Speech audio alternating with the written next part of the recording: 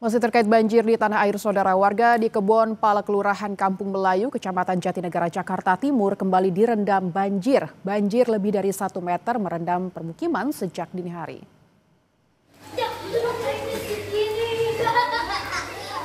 Warga di Kelurahan Kampung Melayu, Kecamatan Jatinegara, Jakarta Timur kembali direndam banjir. Warga yang tinggal di 2 RW di Jalan Kebon Pala terendam banjir hingga lebih dari 1 meter. Tingginya volume air Kali Ciliwung meluap ke pemukiman warga sejak pukul 3 dini hari. Meski demikian, warga masih bertahan di rumah mereka. Hingga pukul 10 pagi tadi kondisi air mulai surut. Namun di sejumlah ruas jalan di permukiman masih terendam karena berada di dataran rendah. Udah mulai surut atau masih tinggi sih, Pak? Udah mulai surut. Surut ya, Pak? Ya.